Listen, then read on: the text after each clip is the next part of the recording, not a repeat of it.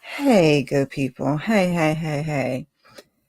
Ooh, a couple quick things. So you see, I had to change the music because when I made my new countdown and added my little new intro, it had music with it, but whatever music was with it, it kept tapping me for. So I just decided to let me change it so we don't have to keep going through the changes. So you guys might notice on some of the replays of the other video. So, we're just trying to get things tightened up. So I did tighten that. Happy Friday, everybody. Happy Friday. How are you guys doing? Moment of transparency. I was having a pretty decent day. I rushed off work, um, grabbed my son, picked up his classes, came home, ate, and then there was some miscommunication about my therapy appointment, and your girl just lost it from there on. But I was like, no, do not cancel. Just go on. So I try to fix my face, and I'm going to try not to show my frustration on my face because I really did have some things I needed to talk to. We rescheduled, but it is what it is. So I'm here, going to try to give you guys the good energy and the good vibes. I'm just always a little too honest sometimes. Hey, Monique, 69 ways. Thank you for coming through. Yeah, so typically this is on a Sunday, but I'm moved it to today because I have two lives on somebody else's channel. So I'm like, I'm gonna leave that day totally wide open. So hopefully I can get to do that and some other things. But anyway, we are here for Diarra from Detroit. Oh, you haven't watched it yet? Okay, I watched it. When did I watch it? Yesterday? Today's Friday. Oh yeah, it came on yesterday. Yeah, I watched it yesterday. Took my notes real quick. Well, thank you for popping in. You can give me a like and come back, or you can stick around. It's up to you. Yeah, so I did my notes last night. Me and my son was chilling. I'm like, oh, you ready for tomorrow? Like I said, I had a pretty decent day. But when I missed that appointment, I had to get some things off my chest. Your girl was not okay. So we're here from Diarra, again, Diarra from Detroit, season 1, episode 6. 2 more episodes left, you guys. 2 more episodes left. Fishbones, I believe is the title of the episode. Okay, cool beans. Thank you for coming through. Catch you on the replay. So I'm going to put this up here. That was the other thing. And I was like, then should I go off screen? Because my attitude is funky, but I'm here. So last episode, for me at least, there was confusion when she was saying Marshall. I'm like, who the heck is Marshall? So Marshall indeed is the name of the detective who was in charge of Deontay slash Chris slash Ambience case way back when. And it is his Fishbones that we will be discussing at the beginning of the episode. So they give us, nice black and white scene because we're throwing it back. We have a different actor playing Marshall. And he says, every cop has their Deontay Brooks. The case you think you'll finish before lunch. But dun dun dun dun, that is not what happened. So we are back in 1995. We're in front of Mr. Greek's Express in the mall, which is where Deontay got scooped up from. And we hear Marshall say it's John Zervis. It has to be John Zervis. There's no other way.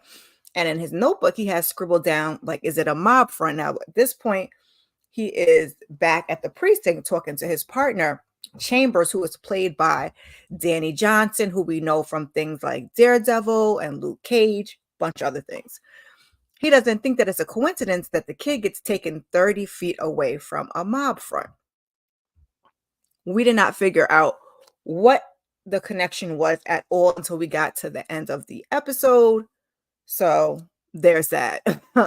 And we, in fact, did get a connection. Now, I'm curious to see, now that we've made that connection and some things have transpired, where we will go in our final 2 episodes, but I guess we'll all just have to wait and see.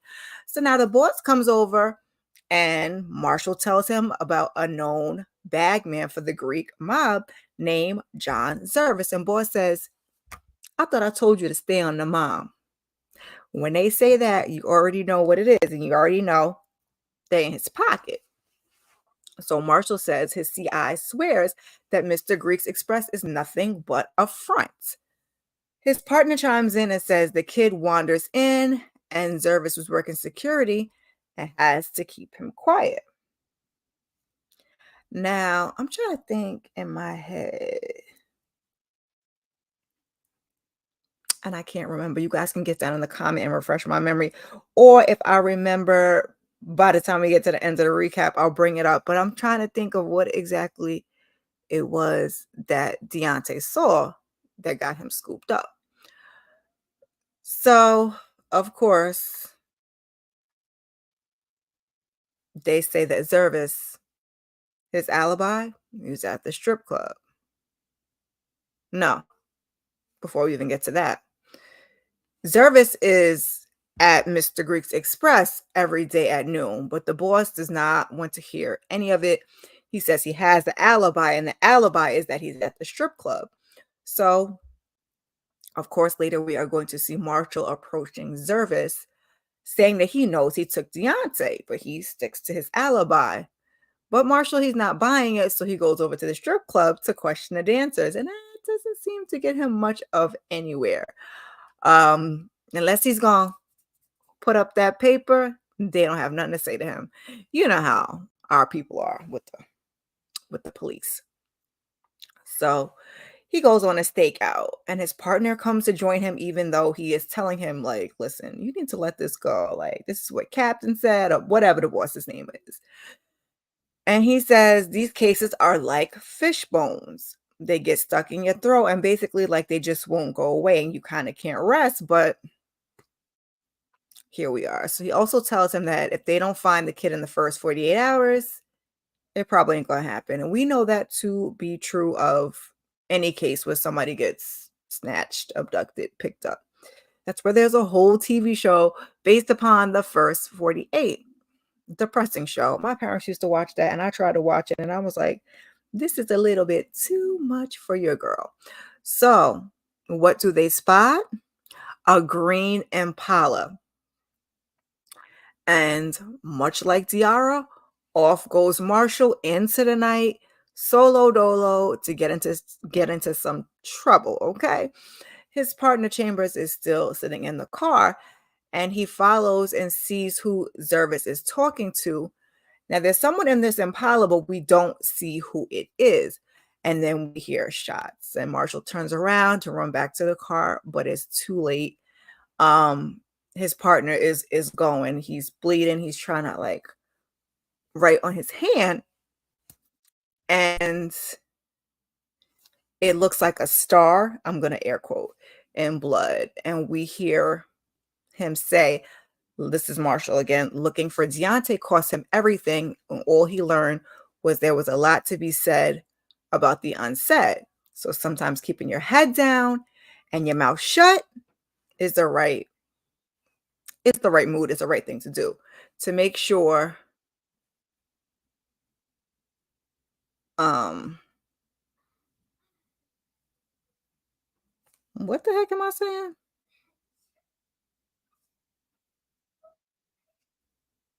I guess it was the right thing to do, child. I don't know what to say. I don't know what that thing says, but basically the fishbone is now yours. Signed, the coward. At this point, this is Diarra that is reading. Let me so we hear him say, looking for Deontay cost him everything and all he learned. And at some point, it switches from his voice to Diarra's voice. Is that there's a lot to be said for the unsaid. And I think this is where Diarra picks up and says, sometimes keeping your head down and your mouth shut is the right thing to do. Um, and basically, that the fishbone is now hers. So she says that she called Marshall a coward and she guesses it's stuck. She thought that that meant he would help, but all she did was find the notebook on her doorstep a couple of days later. And she says there's an asterisk drawing in the book. And I have in my notes, and I ended up, when we got to the end of the It ended up when we got to the end of the episode, I was correct. I said, I'm wondering if it's actually supposed to be a spider because I mean they were all over the series. The spider was everywhere with a spider tattoo. Ambien was drawing spiders in bathrooms, with spiders on notebooks, spiders on. So I'm like, I don't think that's an asterisk. So sis says she needs a reprieve, and she comes downstairs with a smile on her face to Danger in the kitchen making some silver dollar pancakes. Child, I forgot all about them at the end of episode 5. So they just sitting there eating pancakes and reading the paper, not talking about all of the things. She said it has been 3 nights of danger, and she's up to 4 hours of sleep. And the pancakes, well, the pancakes are bomb. She says the rules were unspoken. So, yeah, there's a size 13 Jordan just sitting in the other room.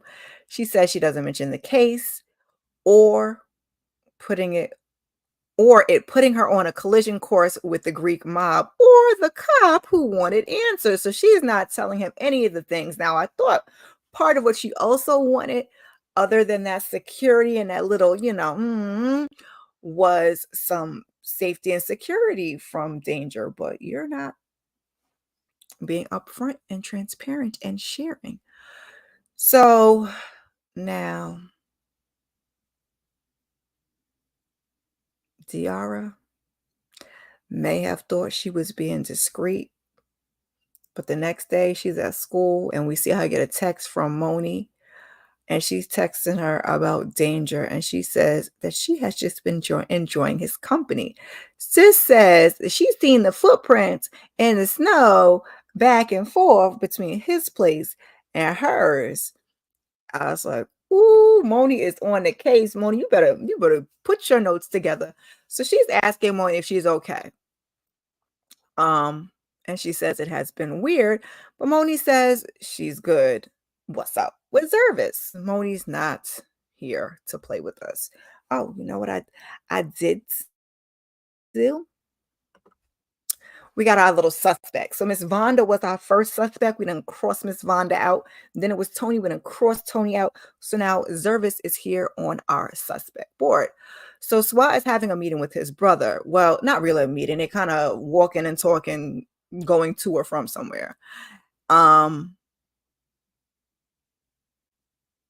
And the brother is saying that black folks, the way this thing took notes, baby, sometimes when you dictate and you don't go back and make sure that they're correct, they'd be like, what does it say? Black folks don't get involved in this type of stuff. A dead white guy and a bunch of sex-ish. And we don't. So Swal wants to know if Diarra is a suspect. And he says, not yet, but they're leaning in. If they find out that he, the brother, gave Swal the file, all because he's feeling guilty, that's his ass. And I said, feeling guilty about what, Swal? Feeling guilty about what? They be saying a whole lot of stuff and don't elaborate on it. And Swat said he's going to talk to the detective on the case. So now, what is Swat feeling guilty for in this episode? We never got answers. And in episode 5, what was Danger covering up? If you know either of those things, because sometimes that swirls around in the brain and sometimes we come up with an answer and sometimes we don't.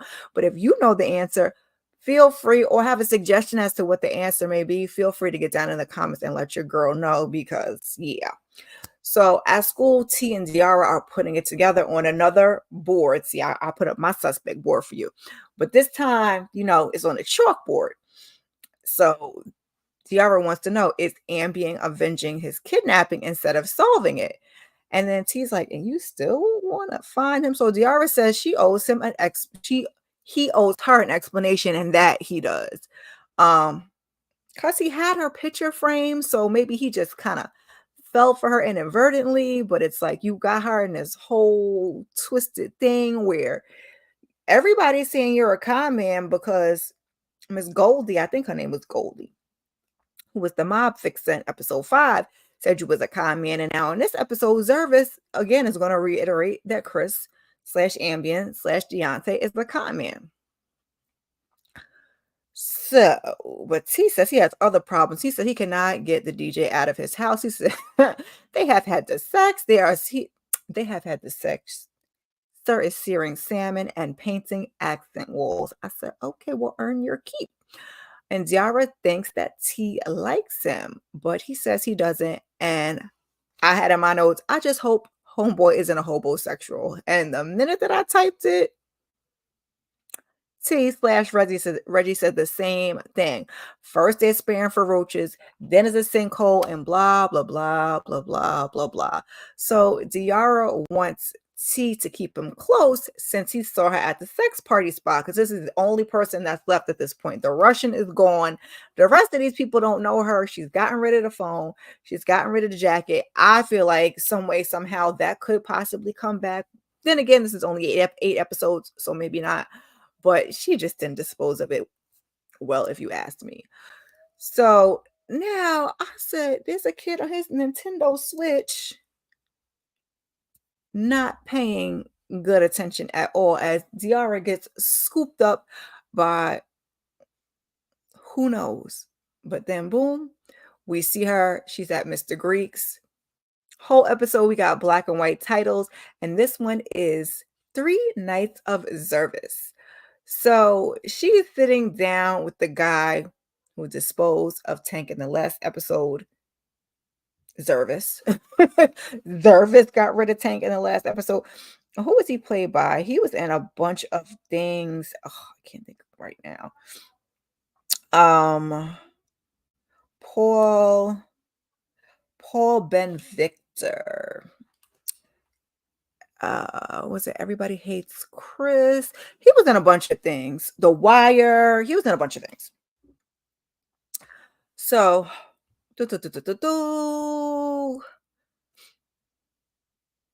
he starts talking about Marshall presumably looking for him for 3 decades over a missing Deontay. They have,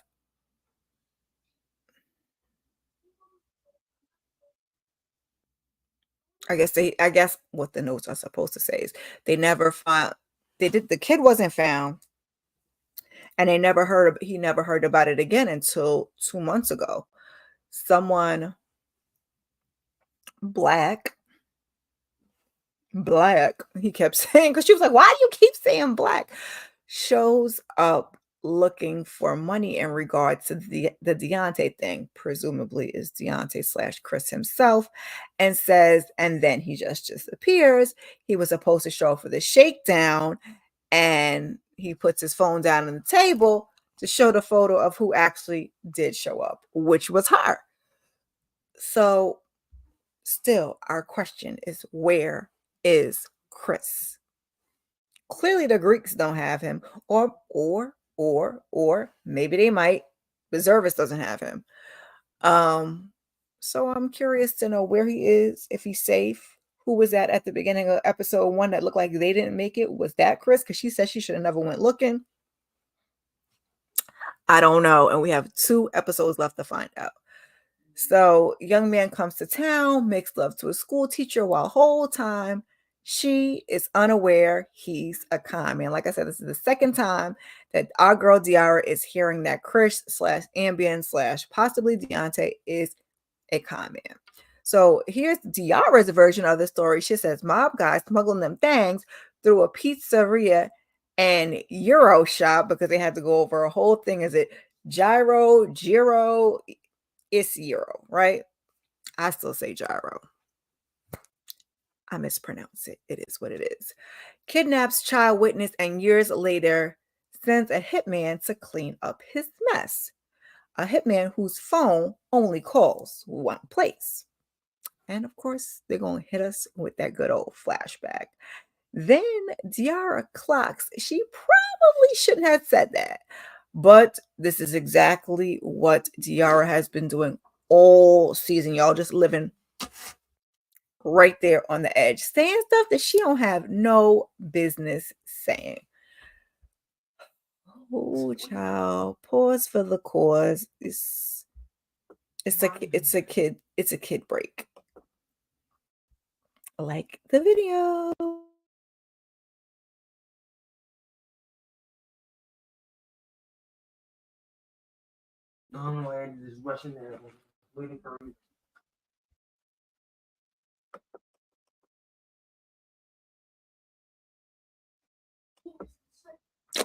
Sorry guys, I put that on a loop for later since I always forget to put it on a loop for the countdown, and then next thing you know, I'm going and then I'm here and yeah. So we are back. Um so he says he doesn't want to drag his wife through the whole situation again, but he insists that he was at the strip club the whole time.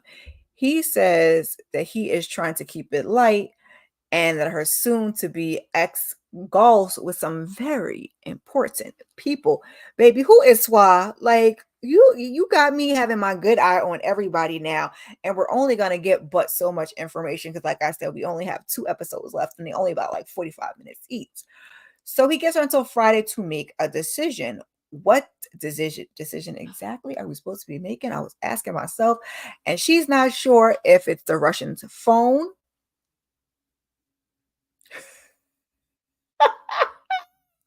or Chris's location, and she has neither. And I had in my notes, and also what is Swa's involvement. I am laughing because I was dictating into the iPad, right? In the middle of Russian's phone, it says pajamas, it's your bedtime. Yeah, I was talking to my child. That's why I laughed. Just, mom life all day. This is what happens. So she calls SWAT to pick her up because, they scooped her up and threw her in a car, right? It's the only number she can remember. And baby, a lot of us probably have that problem now because everything is in our phones. So we are not forced to memorize anything. So like I know my parents' home phone number, I know my best friend's home phone number. The cell phone is a little bit of a struggle bus. And my kid, I think I just memorized my oldest son's number because I was like, you know what? Should something happen and I need to, it won't be good. Hold on one second, guys.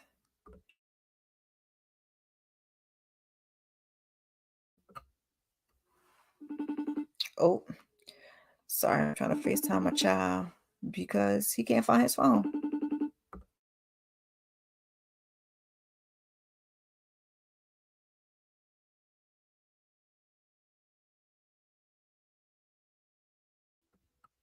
I don't know how the volume on my phone be off, but all of a sudden when the FaceTime gets to ringing, it's ringing all out. But I digress. So they're back at her mom's house because that's where she's staying, and he is giving her the business. Okay, who is and he said something about a felon, and I was like, is Diarra a felon? Since when is Diarra a felon? Who is the felon he is speaking about? And he says that he was worried about her. Diarra is like, well, what about Michelle? So now I question who Michelle was because he said Michelle was a lawyer, but also the girl he was dating was a lawyer. So was Michelle his lawyer for the divorce or just the lawyer that it's his girlfriend? Well, it's the lawyer that is his girlfriend. And she asked what about Michelle. He's like, well, Michelle wasn't in the sex club. I said, well, touche, sir, touche. Diarra says she was there celebrating her divorce. And she said she's on the market. She wants to see what the kids are into. Turns out it's King. Girl, child, I guess. He asked if there's anything that connects her to the club the night of the incident. And she says no, because like I said, she disposed of the bloody phone and the jacket, and she just remembered on the head the DJ, but she goes ahead and tells Swa now. So Swa tells her she needs to come home. Are you asking as my husband or my lawyer? He's like, I don't want to fight. She's like, you never want to fight, or at least for me. And she says, he debates and he criticizes and he controls. He doesn't understand what the difference is. She's like, heart, intention. Got exactly what she was saying. And so he tells her to think on it, and then he just leaves. And like I said, I was kind of, I'll put this up here for a quick second. I was kind of rooting for Swad just a little bit because Ambien sounds like he might be on some BS, and I don't know what Danger's mixed up in, but now I also don't know what Swad's mixed up in. And also, since we find out later that Swad didn't cheat, I would like you guys to circle one. Will we like to see? Oh, you know what? I forgot to put a fourth option. I'll fix it next time when I come back to you guys with it. Ambien, Danger, or Swa. I will add a fourth option, being that she should choose herself, because that's probably what she should really go with. But I'm gonna try to remember to change it before the next episode. So she's like,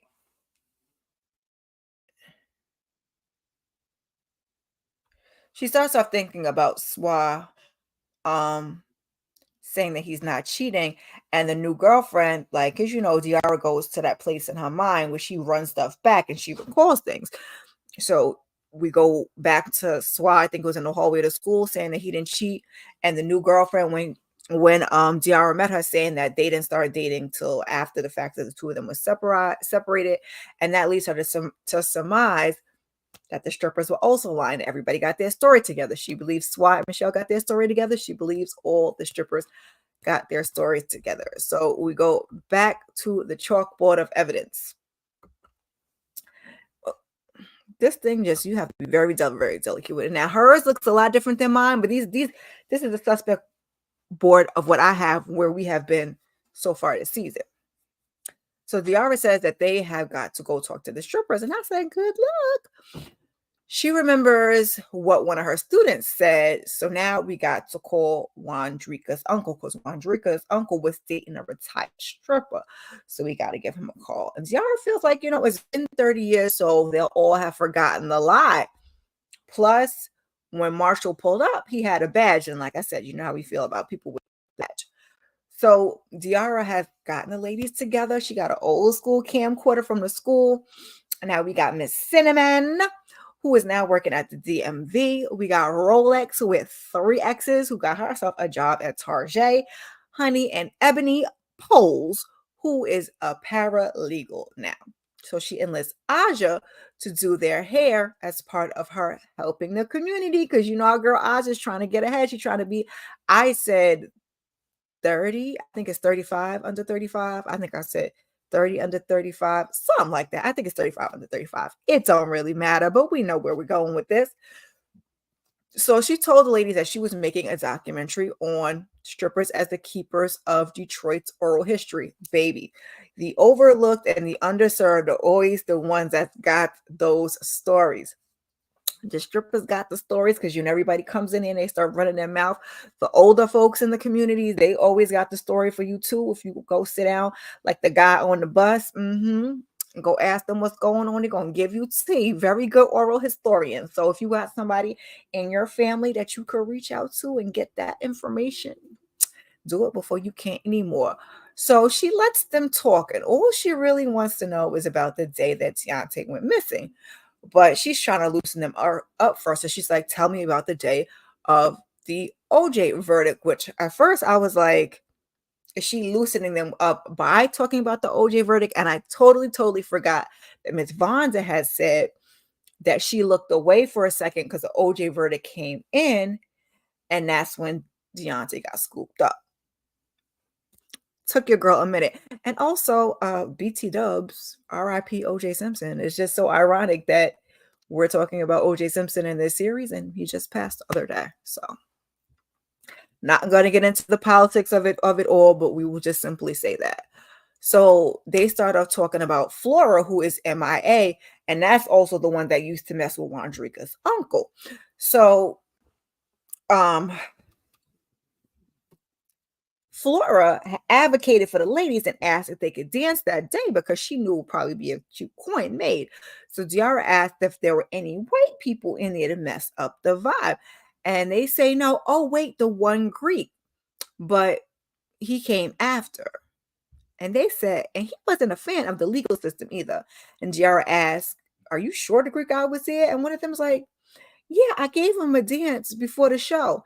And the other one's like, yeah, and I saw him when I got off. He was arguing with Cornelius, and like he was arguing with Cornelius and like to tie the phone up.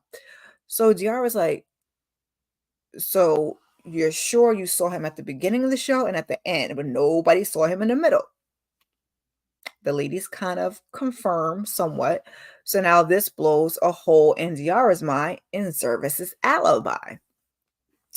And they head to the strip club. And baby, I said, what exactly are we looking at? It was like one older lady up there just frozen in time. So 44 minutes, Diarra's putting together putting together the scenarios, putting together the plan to try to figure this whole thing out. 44 minutes is the showtime plus 10 minutes for the verdict. So now they're going to get in the car and test out this theory of could he have stepped out, got in the car, and made it all the way to Northview Mall. Took them 21 minutes and 43 seconds. T says, but they still have to account for him snatching up Deontay. And also, why would he take Deontay and then come back to the strip club? So Diarra says that Deontay was in the trunk because he still needs an alibi. So they're like, all right. So Aja asks if it's just as simple as Zervis gets locked up and Deontay comes out of hiding. And Diarra is like, well, he called me, but we really don't know what's going on. And this is a part that's bothering me. And I hope they either tie it up in a nice bow or give us another season. 2 episodes left. They ask, what is he going to say when he finds out you've been sleeping with your neighbor? So I think she says she wants sleeping with danger, but meanwhile, while they're over at the strip club, Deontay is in her kitchen. We hear a noise. So he goes to the door and it's Miss Velvet and one of her goons. And he says that Roman gave up his location and says he's been shacked up there the past couple of days. I said, dang, Moni and Roman is giving all the people's business. And she tells him, listen, Tank is dead, which we know we saw at the end of episode 5 at the hands of Zervis. Didn't realize that was Zervis at the time, but it was Zervis, and it was a Zervis construction van in the background. So he's not answering his phone, and none of the Wood Boys have seen him, and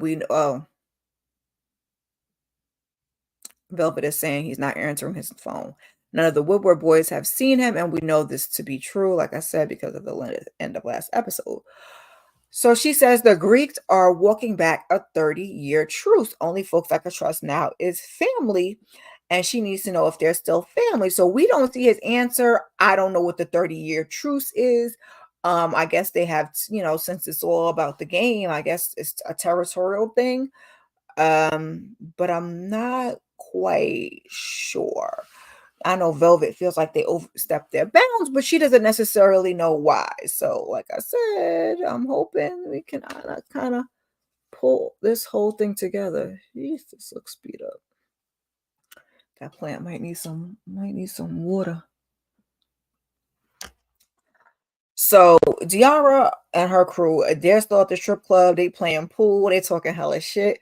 Keyshawn has Asia feeling weak in the knee. She can hardly speak. Yeah, but she is also, because our girl is abstinent, so she's trying to hold out. She don't know if she can keep holding on, but she is upset that he is overshadowing all her hard work. And I said that in the last episode, that when T made mention of he might land the deal for her with the guy who I can never remember who he is, she kind of looked like that was not how she wanted to get her shine. And Moni is like, listen, why do I have Chris? It wasn't Chris. Roman, or maybe is Roman's name Chris? I think his name's Roman. Doesn't want to see her be anything other than a wife and a mother. That's unfortunate. And T wants crazy Moni to activate, which that was one of the things I left out of my notes. Remember when I had separate notes written down somewhere? Everything else I remember to mention. But part of me wants to see Crazy Moni get activated. I mean, I know the reason why she's not getting activated is because she's now a mother and you don't really want to end up in the jail. Okay? I fully understand. But T says he wants to see Crazy Moni get activated to get that squatter out of there. And Diarra's like, once I'm in the clear with the law, we're in the clear with the law, then we can worry about getting homeboy out of here. So the next thing we see is Diarra and Danger in the bedroom, and they are reading their perspective books. I mean, child, it's like they got their little, I don't know if they had glasses on, but they sitting there, Their glasses on. All these little readers are dirty. And of course, what I don't have no book with me, but they sitting there and they reading their books. We won't pretend they're looking at their phones. I said, what is really going on here? So she says that they weren't smashing, but what they were doing wasn't exactly platonic. He had been giving her massages. So we got to watch him give her the rub down. And I said, hallelujah. Okay. And the reason why I said hallelujah is because I said 3 nights and only 4 hours of sleep was not adding up to your girl. The math was not math. And I'm like, if he been there 3 nights and you only get 4 hours of sleep, he is no Ambien and he needs to get on his work.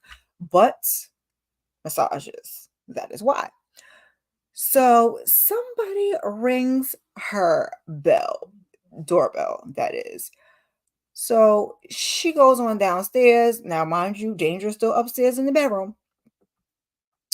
And it is Swa. And he tells her that the detective has backed off. But whatever it is you're doing, I'm going to need you to stop immediately. Okay? Immediately. But Diarra says she can't because we know she got to go meet with the mob. Now, this is what's going in her head. This is not what she's saying out loud to Swa. And Sir is looking for his thanks. You're right. All of the things. And she does because there was a little noise upstairs. And he's like, well, I like to fix things. So then he gets on his phone and he plays a message from Michelle saying, oh, I get it. You're still married. Timing to be. I said, yikes. I guess we won't make it to our 3-month anniversary after all. So Swa's like, I told you I wasn't cheating. And like I said, part of me wants them to get back together. And part of me does not know what to make of Swa or any of these men at this point. They're all suspect. Like I said, I'm going to add a 4th option to this please circle one list. He asked her to say something, and then he hears a creaking and a moving going on upstairs. And she kind of stops him like, oh, no, wait. So he leaves. He's frustrated. I don't know where his head was at that point. Danger, after he done closed the door, gonna be like, you okay? Yeah, all right. I'm glad you ain't saying nothing before then. So she's like, if I was wrong about Swa cheating, then I missed something else entirely in my marriage. Something big. And maybe I am missing something big here too. So she goes back to that videotape and we start talking about, again, the OJ verdict. And our girl, Diarra, she can time travel, see exactly what's going on. And she's like, sometimes it's the things that people don't say that are way more important than the things that they do. There's a lot to be said for the unsaid. And she's saying, where the F was Ebony? So Diarra decides to invite Miss Ebony over for a little tea, if you will. And she says, on the date of the verdict, you weren't on the floor that day. Why was that? She's like, of course I was. And the ladies are like, she's like, the ladies remember everything about that day down to what they had for lunch. But the only thing they didn't mention was you. So Ebony wants to know, like, why are you doing all of this? And Diarra's like, I am very close to finding Deontay Brooks. She's like, Deontay Brooks. And Diarra persists that Zervis did it. Why are you lying to protect him? Now, my first thought, they're having an affair. So Ebony says, wasn't Zervis. When the verdict came down, she was giving him some pleasure, if you will, and the girls did not want to snitch because it's against the rules. So Diarra's like, do you think you could misremember? She's like, no, we were in the back for a long time and he couldn't, complete the task. And people kept interrupting. His beeper kept going off. He made a lot of calls that there was trouble at the plant. And he wanted to stop a whistleblower. So, Diarra's doing her little visionary thing, or like a little That's So Raven, if you will, if you know, you know. And she recalls Vonda saying that Deontay's dad worked at the plant, among other things. So also Moni talking about her son, and then she visualizes, because she was talking about the son being a junior because she was talking about, her girls not being perky after, nursing, and she was referring to the baby. The baby was a junior. Well, Diarra also remembers at the post office his son is Deontay Brooks Jr. Deontay was a junior. And she's like, they kidnapped the wrong Deontay. Dun, dun, dun. So, Supper with Zervis, we see across the title, and it is our final chapter, if you will.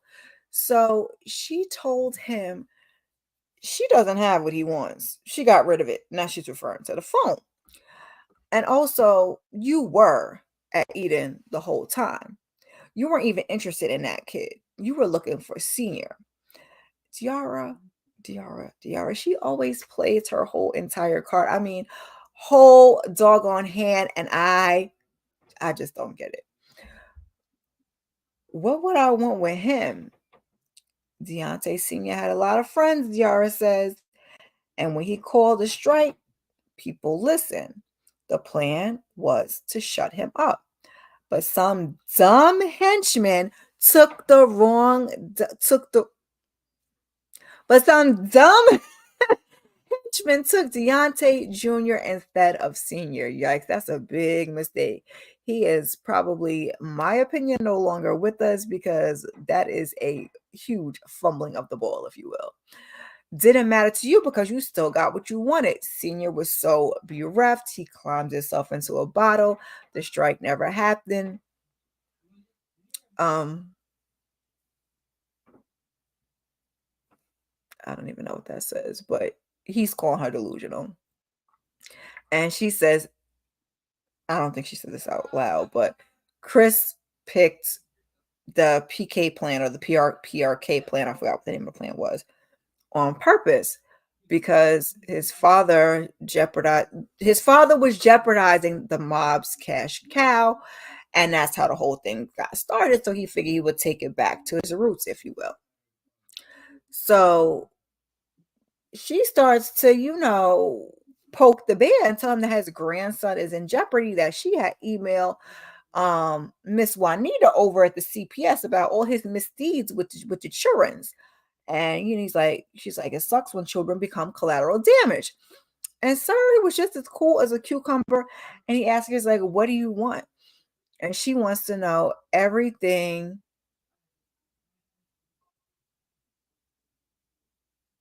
Oh, she said she wants to know everything. Who was he talking to at Eden that day? Who's calling the shots? He says that the chief needed the favor. He also says if you need something done right, and I was a little worried about how this is supposed to be going, but he keeps drinking water.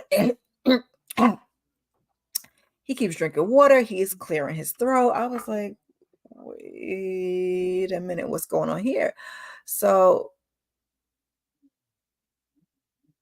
I'm sitting here, I'm like, does sir have allergies? And just as I'm thinking that, blood comes out his mouth and sir is face down in a plate full of pasta.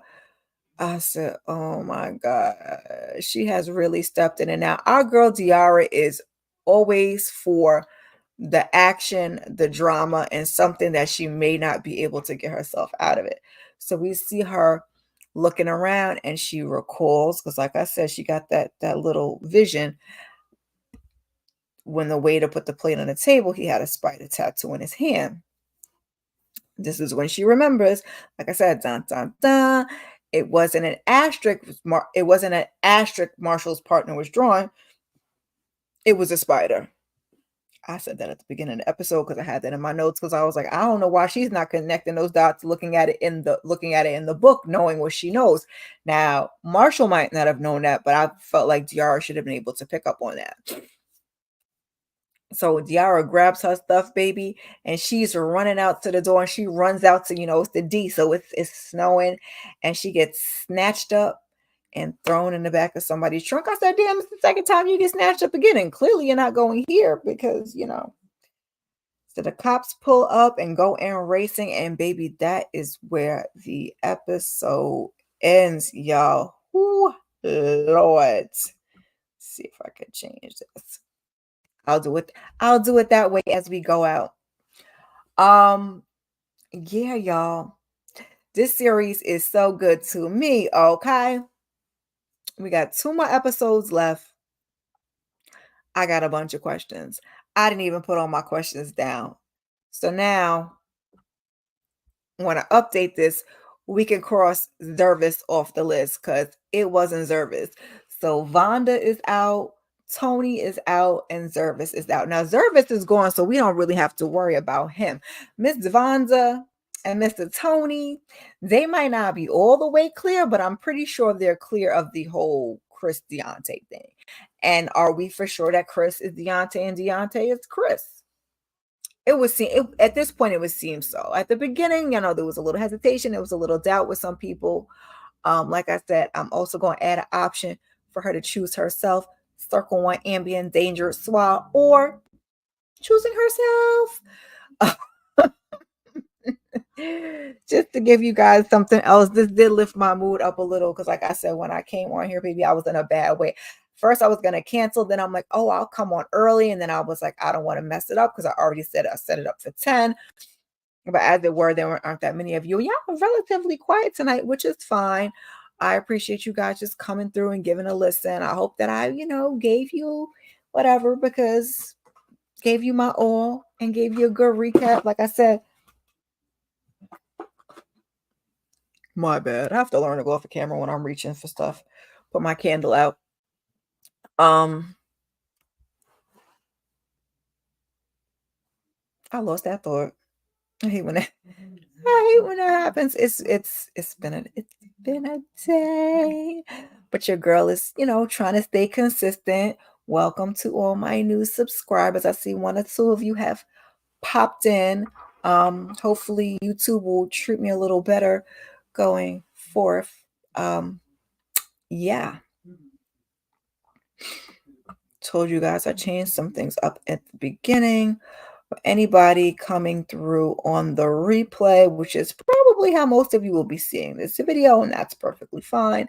Leave a comment, hashtag replay, drop an emoji, any of the things. Upside down smiley face is one of my favorites. Some flames, a wave, whatever you feel like dropping down below.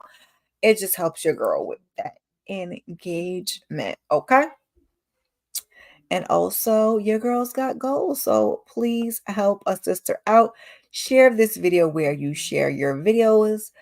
It's 1,000 by the end of the year is my big goal. My short-term goal is please help me get to 500 by June 1st. We are getting close. We are already on April 12th, so we're not quite at 250. So, please and thank you quite nicely. I'm changing some things. Let's go on over here. I always got to get ready with the ready because StreamYarding. I added some new music. This is the music in my intro. I'm going to throw it on because this is going to be my it's going to be my marching music, if you will. We're going to come in and go out with this right here.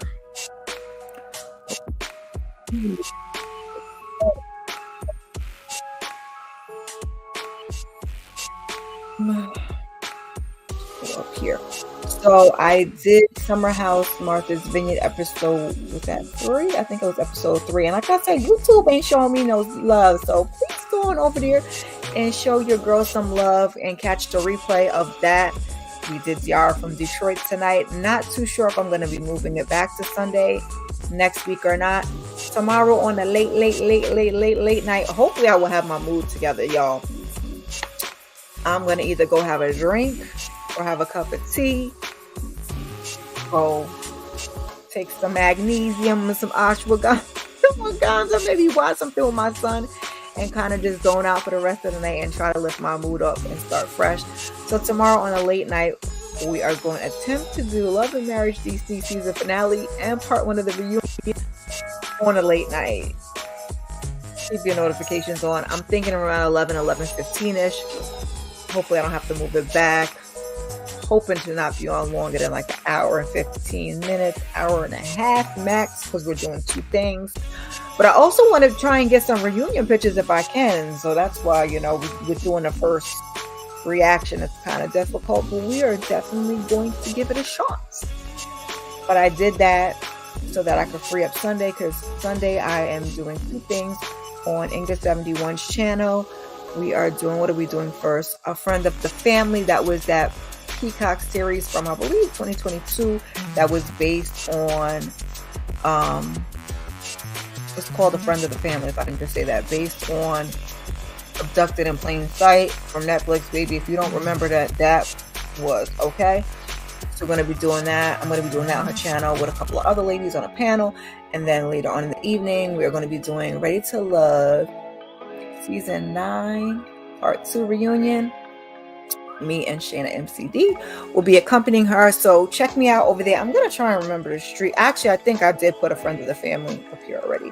But I'm also going to try and stream Ready to Love here. But if for some reason something happens, check me out over there. I appreciate you guys all immensely. Keep those notifications on. You know how it goes. And I will see you in the next one. Peace.